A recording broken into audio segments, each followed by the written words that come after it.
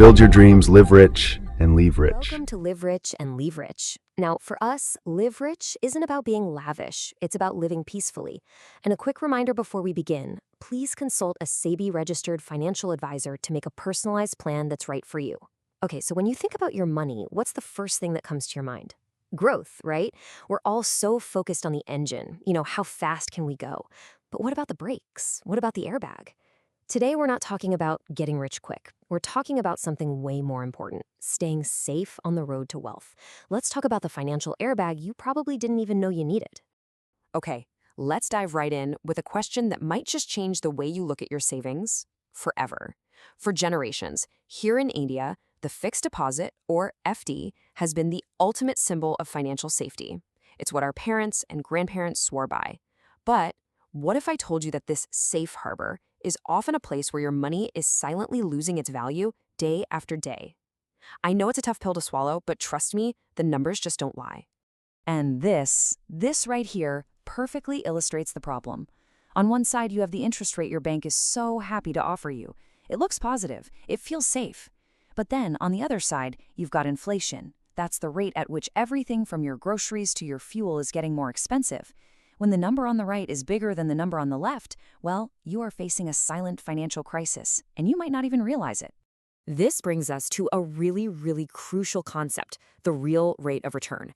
Now, it sounds complicated, I know, but it's incredibly simple. It's what you actually earn after you subtract that silent thief we call inflation. So if your FD gives you 6%, but inflation is chugging along at 7%, your real rate of return is negative 1%. And here's the key takeaway. While the number in your bank account might be going up, what you can actually buy with that money, yeah, that's going down. So, how do we fix this? Well, in this explainer, we're going to go on a quick journey. First, we'll uncover the hidden costs of playing it safe. Then, I'll introduce you to a smarter, more flexible alternative. We'll learn how to match the right tool to your financial goals, see a real-life comparison that's gonna surprise you, and then finally, I'll give you a simple checklist so you can take back control of your financial future. All right, let's jump right into section 1, the hidden cost of safety. Why does our deep-seated trust in fixed deposits, something our parents swore by, need a serious reevaluation in today's world?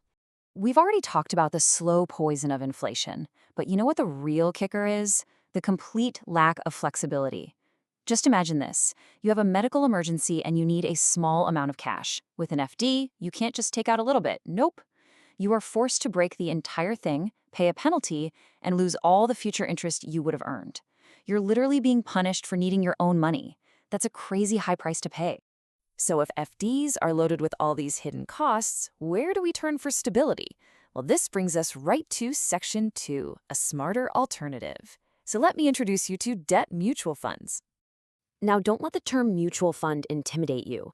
The concept is actually very, very simple. A debt fund is just a big pool of money collected from thousands of investors just like you and me. Then, a professional fund manager takes this pool and lends it out to the most reliable borrowers you can possibly imagine. We're talking about the government of India, major banks, and the most stable top-rated corporations. Think of it like a VIP lending club, and you just got a membership. Okay, here's probably the simplest way to understand the difference. When you buy a stock or an equity fund, you're becoming a part owner of a business. You get to share in the profits, but you also have to share in all the risks. Now, when you invest in a debt fund, you're not a partner. You are the lender.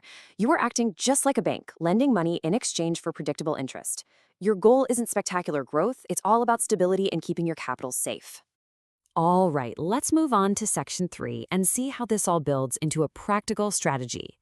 You see, the beauty of debt funds is that they are not a one-size-fits-all solution.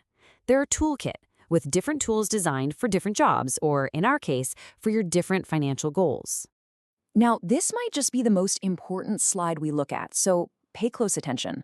For money you need at a moment's notice, like your emergency fund, you use liquid funds. For a goal that's a year or two away, like a down payment on a car, you'd look at short-duration debt funds. And for long-term stability, like creating a pension for yourself through something called a systematic withdrawal plan, which is just a fancy way to get a regular income from your investment, you might use banking and PSU funds. By the way, PSU just means public sector undertaking, which are government-owned companies, so these funds lend only to the absolute safest folks out there. It's all about matching the fund's timeline to your goals timeline. Now for Section 4, Debt Funds in Action. Theory is great and all, but let's see how this actually plays out in a real-world scenario. Let's compare two investors who are facing the exact same situation. So here's where the rubber really meets the road.